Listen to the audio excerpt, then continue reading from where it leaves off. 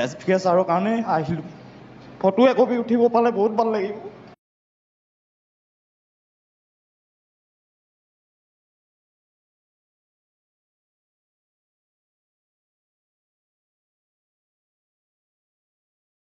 আমি এখেতৰ লগত মই কথা অলৰেডি পাতিলোঁ আৰু এখেতৰ জাৰ্ণিটো এটা বহুত মানে দীঘলীয়া জাৰ্ণি। আমি যিটো জাৰ্ণি দেখিবলৈ পাইছোঁ কষ্ট কিন্তু কৰিছে। আমি দেখাতে ফিজিকেলি গম পাওঁ যে অসম আৰক্ষী বিষয়ে এনেকুৱাই হয়, নহয় জানো? দেখাতে আমি গম পাওঁ। গতিকে তোমাৰ জাৰ্ণিটোৰ বিষয়ে সকলোকে এবাৰ পুনৰবাৰ কোৱাচোন। দুখ নকৰে। এই দিনটোৰ কাৰণে তুমি ইমান দিন কষ্ট কৰিছিলা, এই দিনটোৰ কাৰণে তুমি ইমান ছাকচেছ হ'বলৈ সক্ষম হৈছা। অ'কে, আজিৰ দিনটো তোমাৰ দিন। আমাৰ মাজতে অৰুণ কটকী, দুখ নকৰে। অ'কে, ষ্ট্ৰং হোৱা। এই আচলতে সুখৰ আছো। সকলোকে নমস্কাৰ জনাইছোঁ। যিহেতু বহুত বিফল হৈ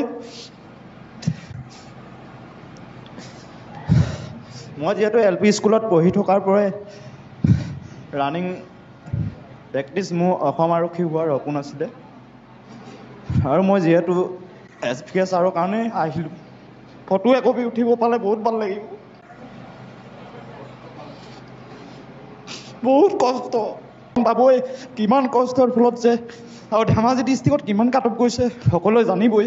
মই বহুত কষ্ট ইণ্ডিয়ান আৰ্মিও দুবাৰ দিছোঁ, SSC দিছোঁ দুবাৰ, ADRE, DH হেল্থৰ এনেকৈ বহুত বিভাগৰ দি কমেও 15-16 বাৰমান দিছোঁ চাগে। তাৰপিছতো কামাণ্ডো দিছোঁ। 26 কিলোমিটাৰ গুৱাহাটী গৈছিলোঁ ফৰেষ্টৰ, যেতিয়া ৱাকিং টেষ্ট দিবলৈ পানী খাইটি পইচা পাতিও বহুত কষ্ট আৰু মই হাজিৰাও কৰিছিলোঁ। এতিয়া যিহেতু অসম আৰক্ষীত সফল হ'ব পাৰি মোৰ বহুত ভাল লাগিছে, কাৰণ স্বচ্ছ আৰু নিকাভাৱে যে হৈছে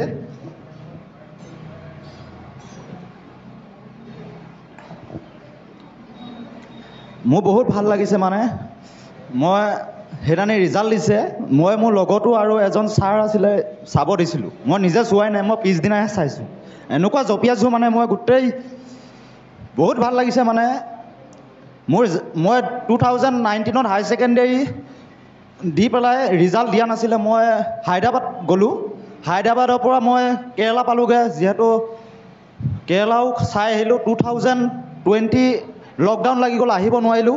2021ত আহি যিহেতু আমাৰ চিমেণ্ট চাপৰি মহাবিদ্যালয় সকলোৱে শুনিছে, তাত আহি মই গ্ৰেজুৱেশ্যনত নামভৰ্তি কৰিলোঁ আৰু গ্ৰেজুৱেশ্যন মোৰ 2024ত কমপ্লিট হৈছে আৰু মোৰ এতিয়া বৰ্তমান 23 আৰু 26ত 24 সোমাব চাগে। 31/12/2001 মোৰ ডেট অফ বাৰ্থ। আৰু মোৰ দেউতা এজন শিক্ষক আছিলে আৰু দেউতাই 43 বছৰ শিক্ষক কৰিছিলে। 43 বছৰ, কিন্তু 38 বছৰ এনেই ভেঞ্চাৰ স্কুল নিজে খুলিছিলে, কিন্তু 5 বছৰ 12,000কৈ পাইছিলে। কিন্তু ভাইটি দুজন আছে, এজন আছে এতিয়া বৰ্তমান কেৰেলাতে আছে আৰু এজন সৰুজন ডুবাইত আছে। আৰু মোৰ ৰিজাল্ট কালিহে গম পাই, ডুবাইত থকা জনে বহুত ভাল পাইছে মানে। আৰু মই ক'লোৱে অথনি SPK ছাৰক, যিহেতু বালিত দৌৰিছিলোঁ নদীত, ৰাতিপুৱা 4টা বজাত উঠোঁ আৰু মই নিজেও ষ্টাডি কৰিছোঁ। আৰু 2022 পৰা মই SPK ছাৰৰ লগত জড়িত, কমেও 6 বেচ 5 বেচ এনেকুৱা হ'ব চাগে। মই লাগি আছোঁ, কিন্তু বিভিন্নজনে বিভিন্ন ধৰণে ক'ব। আমি সেইবিলাক বাদ দি নিজৰ মা দেউতাই যি মানে আমাক উৎসাহ দিয়ে সেইসমূহ আমি মানে আদৰি ল'ব লাগিব, বেয়াবোৰ আমি পেলাই দিব লাগিব, সেনেকৈ ক'ব লাগিব। আৰু মোক বহুতে আমাৰ স্কুলৰ ছাৰহঁতেও মোক উৎসাহ দি থাকে, তই পাৰিবি, তোৰ ফিজিকেলি ফিটনেছ ভাল, তই চেষ্টা কৰি থাক, এদিন নহয় এদিন সফল হ'ব। সেইকাৰণে চেষ্টাৰ অসাধ্য একো নাই। যিহেতু মই আমাৰ পিছত যিসকল পইণ্টত বা আমাৰ গ্ৰাউণ্ডত আছে, আমাৰ গ্ৰাউণ্ডৰ পৰা 5জন চিলেক্ট হৈছিল।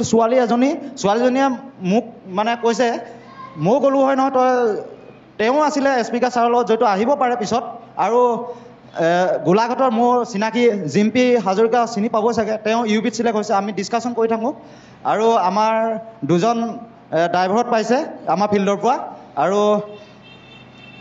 এজন ইউবিত পাইছে সঞ্জয় বড়ো। আমি সঞ্জয় বড়ো আৰু মই আমি গ্ৰাউণ্ডত কম্পিটিশ্যন কৰোঁ মানে কোন কিমান। আমাৰ ফুলমাই দত্ত ইউটিউব চেনেল এটা আছে, তাত মানে সেইবিলাক স্মৃতি হিচাপে আমি ৰাখি থৈছোঁ। কাৰণ কিমান কষ্ট ৰ'দত 2টা বজাত কেতিয়াবা আমি কম্পিটিশ্যন কৰোঁ।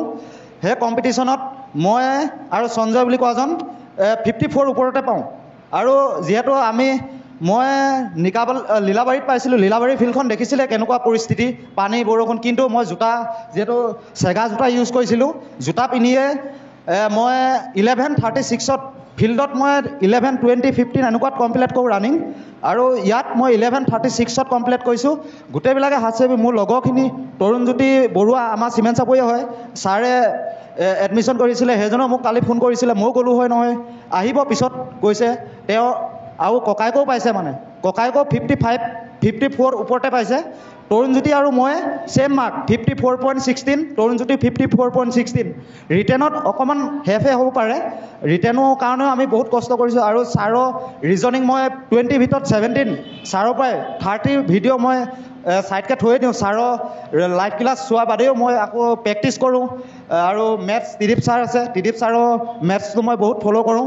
আৰু ছাৰসকলৰ চবই চাওঁ, কে ছাৰ, বিজিত ছাৰ। আৰু ছাৰৰ ইংলিছ মই বেছি চাব নাপালোঁ, তেতিয়াহ'লেও মই ইংলিছত কৰিছোঁ। কিন্তু আছাম জিকে যিমান হিষ্ট্ৰী সেইবিলাকো মই ফ'ল' কৰোঁ। আৰু PDF মই ছাৰহঁতে যেনেকৈ কয় PDF উলিয়াই লৈ নিজে কুৱেশ্যন বনাবা, আৰু সেনেকৈ বনালেও মানে মই আৰু স্পীকাৰ ছাৰৰ যিসমূহ আছাম জিঅ'গ্ৰাফী আগৰ যিবোৰ ভিডিঅ' আছিলে সেইবোৰ হেডফোন লগাই মই ৰাস্তাই গ'লেও মানে শুনি যাওঁ, ভাল লাগে মানে, সেনেকৈ মানে মনত থাকে।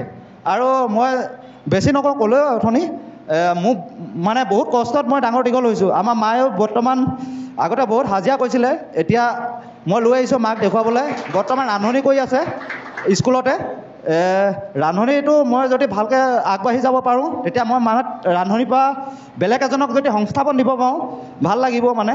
মই যিহেতু বহুত কষ্ট কৰি নিকা আৰু স্বচ্ছভাৱে এই চাকৰিটো পাবলৈ সক্ষম হৈছোঁ। মই অসম চৰকাৰক বহুত ধন্যবাদ জনাইছোঁ। কাৰণ এতিয়া ফেচবুক আৰু ইউটিউবত অকল দুখীয়া ঘৰৰ কাৰোবাৰ মাক নাই, কাৰোবাৰ বাপেক নাই, কেনেকুৱা সেইদিনানি মইতো এনেকুৱা জঁপিয়াইছোঁ মানে মই ক'ব নোৱাৰোঁ। আৰু গোটেই আহিছে মোৰ ছাৰসকল, আৰু কিছুমানে বেয়া পাব পাৰে, কিন্তু মই বেয়া নাপাওঁ। মই আগ ধৰি মাতিব চেষ্টা কৰিম, মাতিলেও। কিন্তু যিহেতু আমি কষ্টৰ মাজেৰে ডাঙৰ দীঘল হৈছোঁ, আমি আগলৈ ভাল কাম কৰি যাব চেষ্টা কৰিম আৰু ওপৰলৈ আগবাঢ়িব। মোৰ দাদা যিহেতু মাহীহঁতৰ ঘৰ ঘিলামৰতে আছে, আমাৰ দাদাও মানে 1 ষ্টাৰ লাগিছে, এই ঘিলামৰা থানাতে থাকে। ভৈৰৱ বৰা চিনি পাব চাগে। আৰু মই তাতে থাকিলোঁ। কালি দাদাই আহিলে হয়, কিন্তু কালি ছুটি লৈছিলে 3 দিন, কিন্তু ছুটি নিদিলে, আকৌ হেৰি কৰিলে বোলে। আৰু এজন মোৰ একদম বেষ্ট ফ্ৰেণ্ড ক'ব লাগিব, কিন্তু কিছুমানে মোক পাহৰি যায়, কিন্তু এতিয়া খবৰ লৈছে। কিন্তু বেষ্ট ফ্ৰেণ্ডজনৰ নাম কৈ দিব পাৰিমনে? বেষ্ট ফ্ৰেণ্ডজন হৈছে ধেমাজি বৰদলনি। মোক মানে বহুত যেতিয়া মানে ফৰেষ্টত সেইজনে 2022 নে তাৰ আগত 2100 কিমানটা ABUB ময়ো দিছিলোঁ। মোৰ কিন্তু মাৰ্কটো কম আছিলে ফিজিকেলত, মোৰ লং জাম্প এক্সিলেণ্ট নাছিলে।